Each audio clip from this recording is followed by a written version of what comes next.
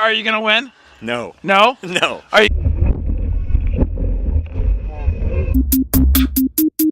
The other day I built a little track in my neighbor's yard. Thanks, neighbor.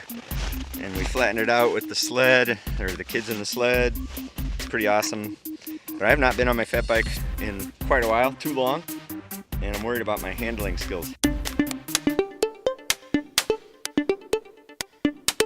Totally ready. Totally. Hey, Brian Davis Races. Hey, race fans. Today we're here at Fat Cupid Classic with Brian Davis. Today is a fat bike race. Let me tell you real quick why fat bike racing is so exciting. Mostly because it does not matter how you do. It's just fun. It's not super serious. So, anyway, I'm super excited because I don't care if I win, lose, whatever. There's going to be beer there. There's going to be racing. I'm going to see all my friends. It's going to be a good day no matter what happens.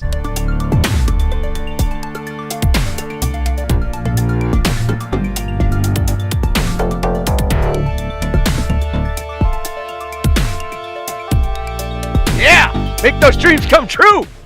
There you go, rip it, baby, yeah! Woo! Hey. Yes! Man, I got cold. Got cold out there. Mashed potato snow. Pressure, I have 6 in the front, 6.5 in the back. Super excited to race. Beautiful day. Don't you ever get tired? No! So Mike won Fat Bike Nationals for what was the category? Masters 40 plus, 40 to 49. Wow. Yesterday, so less than 12 hours ago. All right, it's go time. Here we are at the start line, and I have a tragedy right off the start. 1.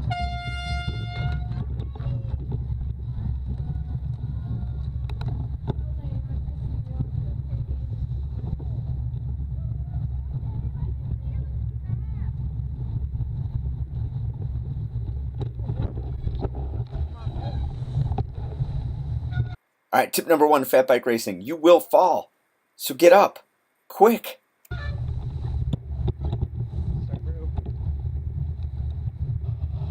All right, back into the race. Now, what I learned there was, I mean, you know, there's not much you can do. You fall in the first 100 yards. That sucks, but get up quick and get moving. So I definitely had a big shot of adrenaline right there. And then I settled in really quickly, and I thought, you know what, maybe this is probably a better place for me.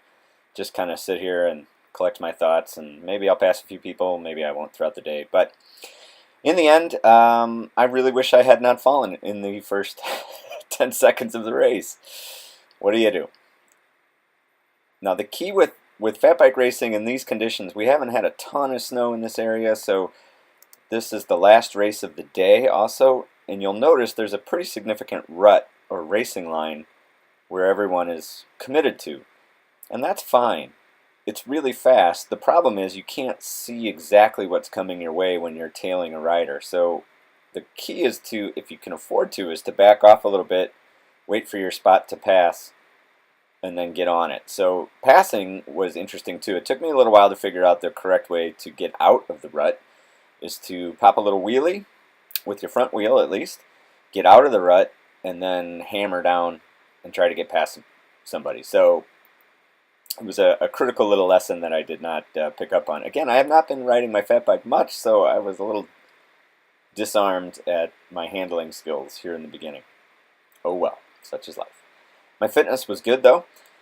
Certainly at the start of this race. I don't put the power overlays on the fat bike because I don't have power on it, and I don't think anybody really cares what my heart rate is. But in any event, my heart rate, I think I set a record for myself in this race, but I never felt like I was going to quit or that I was dying. So that's awesome. All right, so past a couple guys there, and now, you know, the lead group is just totally off the charts gone. There's no way I'll ever see them again. I have come to accept my fate in the first 3 minutes of racing. And that's okay. I'm just fine with that. You may remember in the beginning of this when I said it just doesn't really make that big of a difference. I mean, of course, I always want to compete, and I like to push myself, and I like to race. And if I have the opportunity to get on a podium, awesome. But I'm also not going to fool myself into thinking that that's a reasonable chance of happening every time I get out on a bike. So, anyway, this is the first part of the race. This is a kind of a great course, actually. It's got just enough single track to be interesting and just enough double track so you can pass some people without getting totally frustrated. They made a few tweaks to this course from last year, which is great. That corner there got my number last year, but this year I made it through all but once in that corner going into this single track area, so not so bad.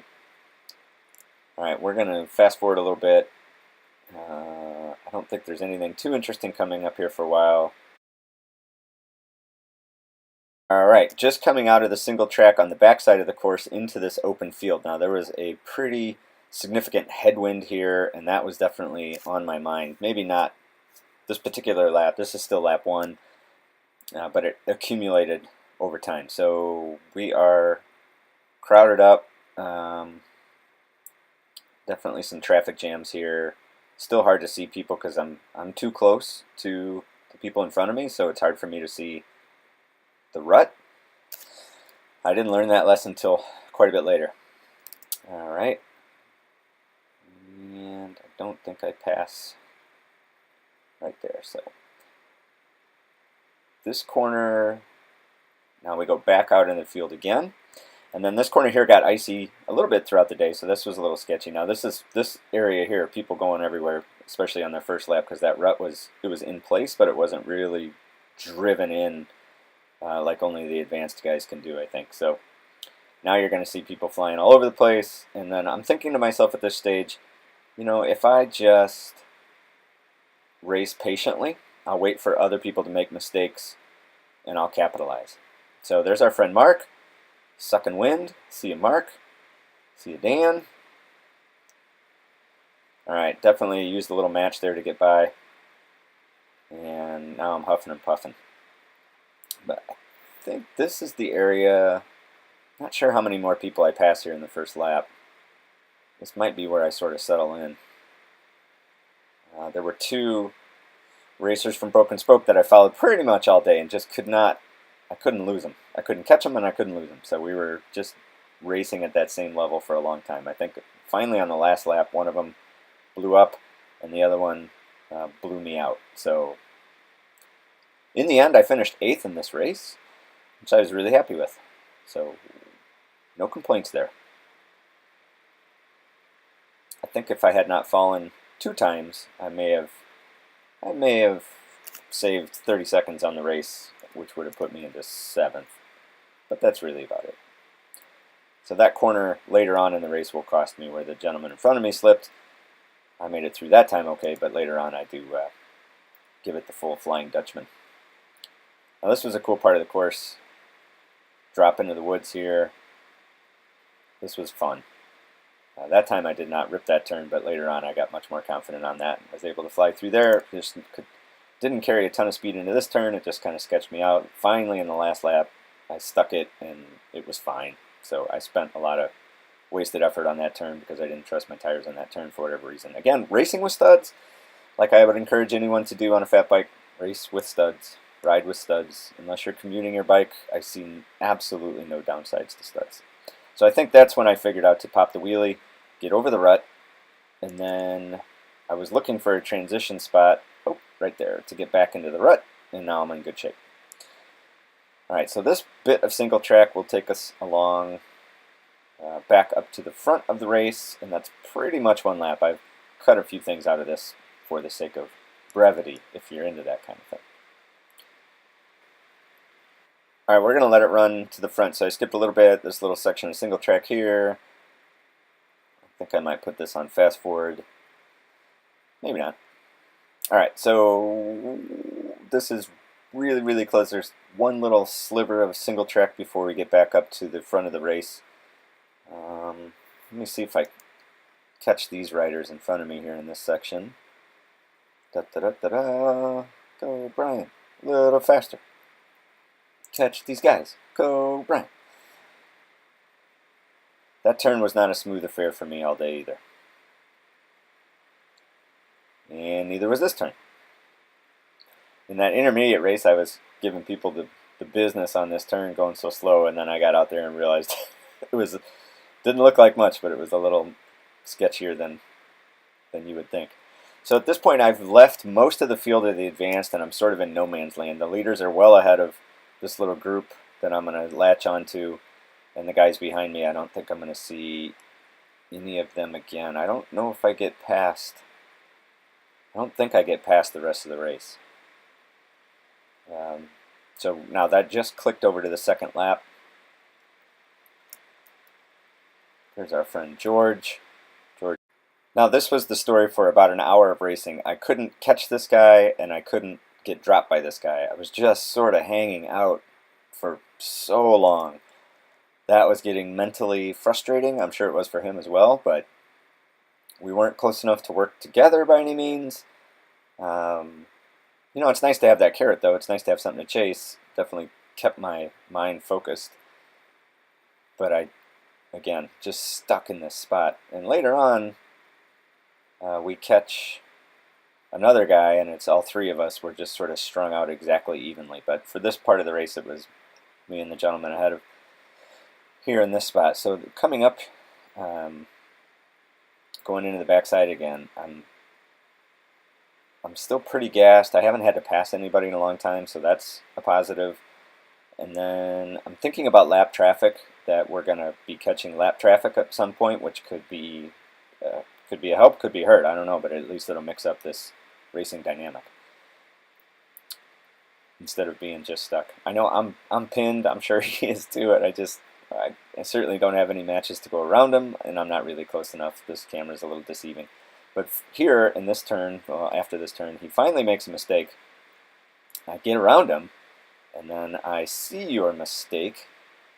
Yeah, thank you for letting me by. Appreciate that.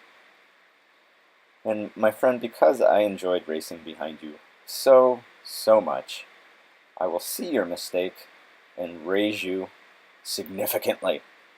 I'm going to go all in right here. And we're down. And that one hurt. All right. That one. Oh yeah. Those two. There you go. That's what happened.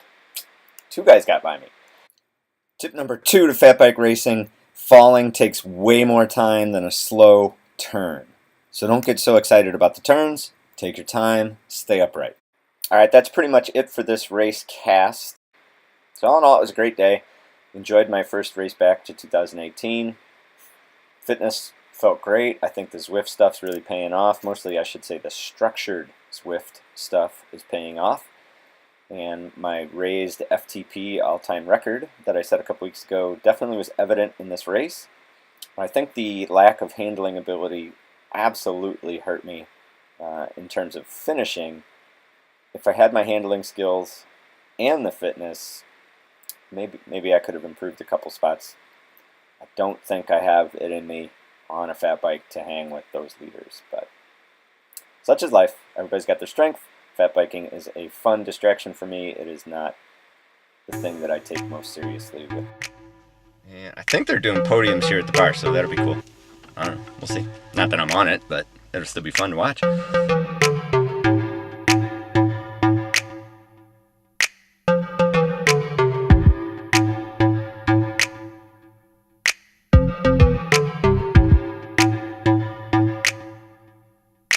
Wait on the intermediate. I didn't say it. Shut up, Grant. Next year, give me a break if you're like an amputee. People put words in my mouth. They put words in my mouth. So just did advanced? I didn't see it. Strider fat bike. Oh, I saw you, Brian. You were on the ground.